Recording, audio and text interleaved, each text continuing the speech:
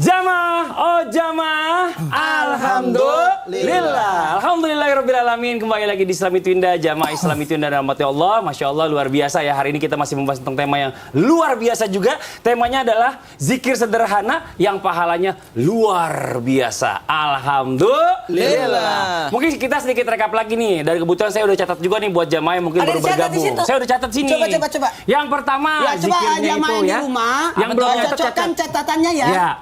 Yang pertama, zikirnya itu adalah subhanallah wa bihamdihi subhanallahil azim. Ya. Nah, itu faedahnya ringan di lisan, berat di timbangan amal di akhirat. Dibacanya tiap pagi ya. Masya Allah. Pada Yang berikutnya ya, zikirnya subhanallah walhamdulillah wala ilaha illallah wallahu akbar. Ya. Ini dia zikirnya ringan tapi lebih berharga daripada dunia dan seisinya. Ya, boleh juga diamalkan yang berikutnya, pada saat kita berkendaraan. Betul. Singkat-singkat aja ya. La ilaha illallah wallahu akbar, subhanallah walhamdulillah wala haula wala quwata illa billah. Nah, akan ini diampuni dosa. Diampuni dosanya ya, walaupun sebanyak buih di lautan. Ya, makanya bagusnya dia baca ketika menjelang maghrib. Betul. Yang berikutnya adalah berzikir la haula wala quwata illa billah. Dan ini mendapatkan simpanan pahala nanti di akhirat insyaallah. Ya. Yang berikutnya lagi nih, yang kelima ada la ilaha illallah wahdahu la syarikalah lahul mulku wa lahul hamdu yuhyi wa yumiitu wa huwa ala kulli syai'in qadir. Bagusnya dibaca ketika sudah salat. Betul, akan dicatat 100 kebaikan dan menghapus 100 keburukan. Oh, bagus juga catatannya Mas Fadli ya. Iya dong. Nah, sekarang kita lanjut lagi nih Ustaz Syam nih. Ya, zikir yang ke-6. Masya Allah. Yang ke-6 ini katanya nih zikirnya ini ya setara dengan semua makhluk Allah. Dan itu apakah termasuk zikir yang sederhana tapi berharga? Mohon izin penjelasannya Ustaz Syam. Bismillahirrahmanirrahim. Tabe guruku Habib Maulana, Mas Fadli serta guru-guru kami yang dimuliakan Allah Subhanahu wa taala, suatu ketika di suatu subuh Nabi SAW hendak berangkat dari rumahnya menuju masjid untuk melaksanakan sholat subuh. Nabi SAW sudah melaksanakan ibadah tahajudnya. Kemudian Nabi SAW berangkat meninggalkan istri beliau dalam keadaan istri beliau di masjidnya. Subhanallah. Ada juga riwayat lain mengatakan bahwasanya Nabi SAW melihat seorang wanita Juwairiyah itu sedang berada di masjidnya pada saat sholat subuh.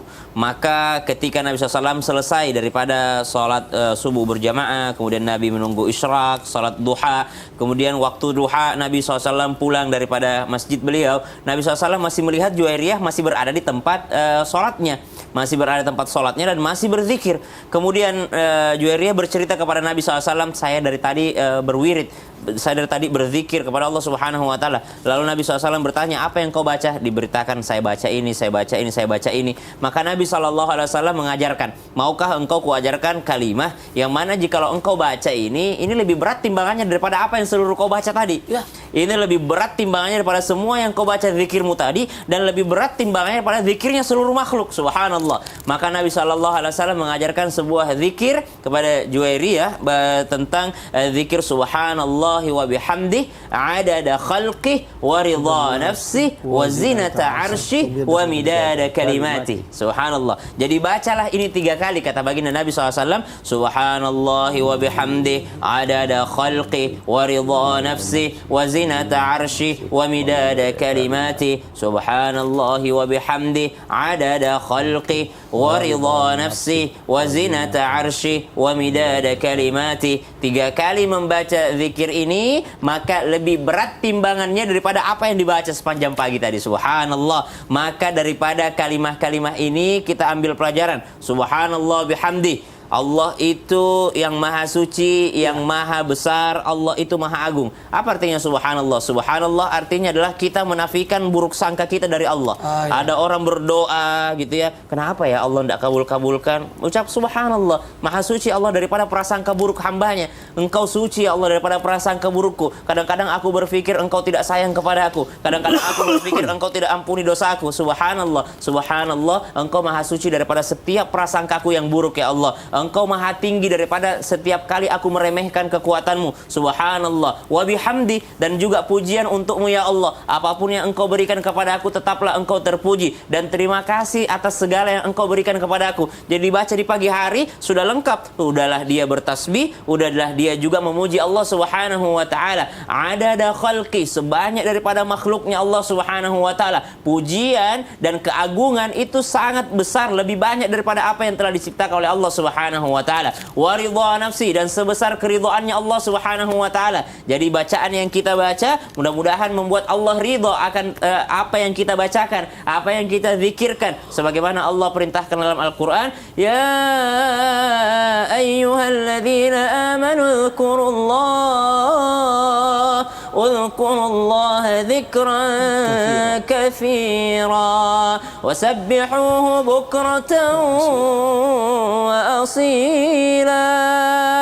Kita diminta untuk berzikir sebanyak-banyaknya. Maka sebanyak apa? Sebanyak makhluk ciptaan Allah. Maka sebanyak apa? Sebanyak keridhaannya Allah Subhanahu wa taala. Wa zinata arsy, dan seberat daripada arasy-Nya Allah Subhanahu wa taala. Wa midada kalimati, dan sebanyak daripada tinta-tinta daripada catatan-catatannya Allah Subhanahu wa taala. Maksudnya daripada takdir Allah, daripada pujian Allah Subhanahu wa taala. Maka zikir ini sangat berat timbangannya, lebih berat daripada zikir-zikir yang lain yang dibaca di pagi hari. Kata Nabi SAW dalam riwayat kepada Juwairiyah. Wallahu taala a'lam. Masya Allah, terima kasih banyak Ustaz Syam. Allahumma sholli ala sayyidina Muhammad wa ala ali sayyidina Muhammad. Ada khalqi wa ridha nafsi wa zinata arsi wa midada kalimati. Amin. Nah, kita zikir nih masalahnya banyak banget zikir yang mungkin kita jarang mendengar juga. Nah, mudah-mudahan di Islam itu indah ini setelah dibikin urutan ini jadi enak. Nah, pertanyaan saya nih, Ustaz Maulana, barusan saya kan ngucapin salawat. Ya. Apakah salawat ini termasuk zikir ringan yang ketujuh yang bisa kita bahas hari ini yang mendapatkan pahala yang luar biasa? Mohon izin penjelasan Ustaz Maulana.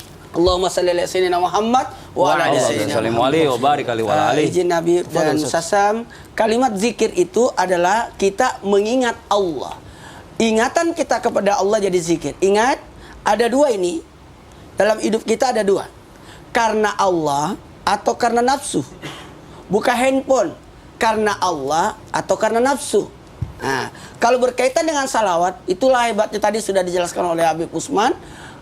Kalau salawat itu luar biasanya. Kalau kita dengar khutbah, kita dilarang berzikir kan? Kita hentikan baca Quran. Tapi yang diperbolehkan salawat. Saking hebatnya salawat. Tadi Mas Fadli membuka salawat. Salawat itu stempel. Salawat itu perangko.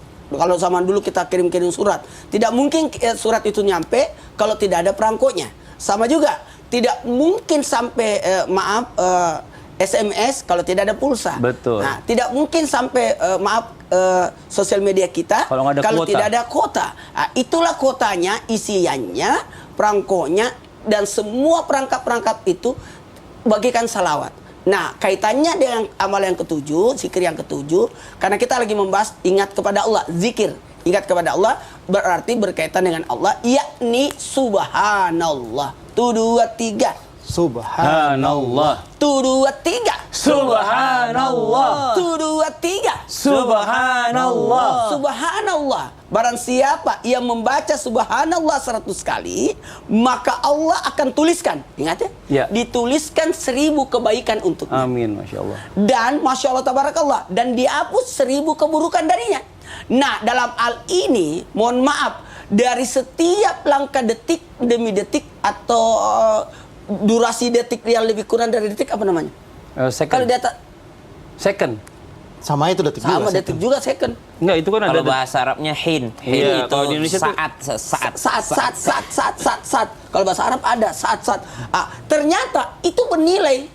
Mohon maaf, harusnya kita berzikir tapi kita diam. Harusnya kita beribadah, tapi kita malah berbuat dosa. Maka kalimat subhanallah itu bisa menghapus 1000 keburukan kita, lalu dicatat 1000 kebaikan kita.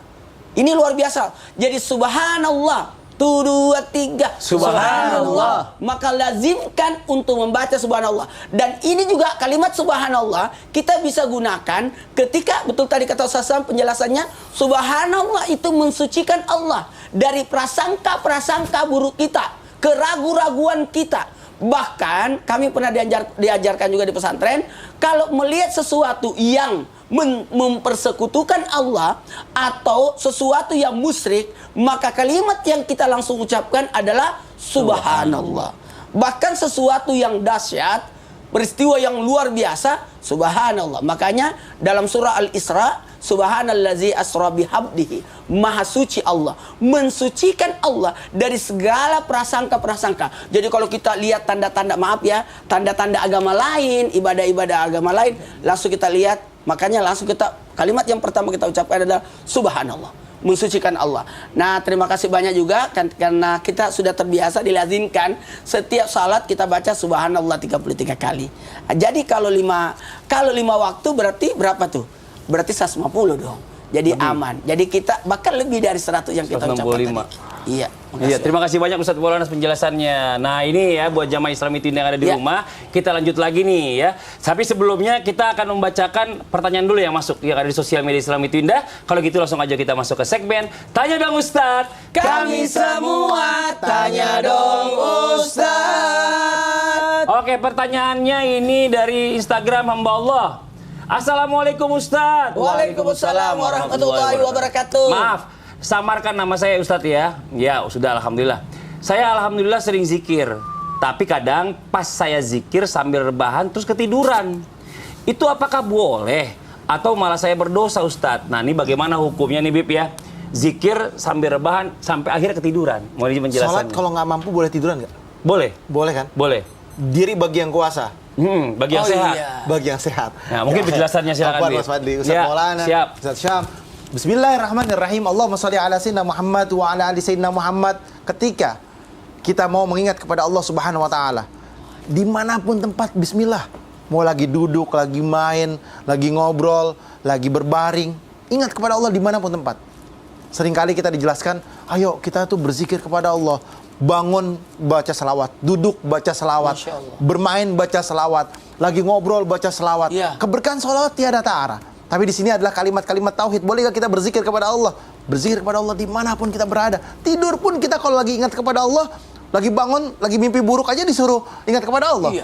Ya kan? Suruh meludah ke kiri 3 kali dan istighfar minta ampunan kepada Allah. A'udzubillahi minasyaitonirrajim atau a'udzubillahi samil alim minasyaitonirrajim dan lain sebagainya. Minta kepada Allah ampunan dan berharap perlindungan daripada godaan syaitan yang terkutuk. Dan dijelaskan bahwasanya ittaqullah, bertakwalah kepada Allah. Ittaqullaha haitsuma kunta. Bertakwa kepada Allah dimanapun kita tempat. Agar apa? Agar hati kita, jiwa kita menjadi jiwa yang tenang, hati yang tenang. Sungguhnya Allah Subhanahu wa taala menciptakan inna fi khalqis samawati wal ard, langit dan bumi ini Allah yang memilikinya, Allah yang mempunyainya. Wa ikhtilafil lail wan nahar, dan terjadinya siang, malam dan lain sebagainya, la ayati liulil albab. Hanya mereka orang-orang yang alim, orang-orang yang saleh, orang-orang yang berpikir memahami daripada ayat Al-Qur'an, memahami kepada Allah Subhanahu wa taala dengan keilmuannya. Allah Subhanahu wa taala menciptakan semuanya ini.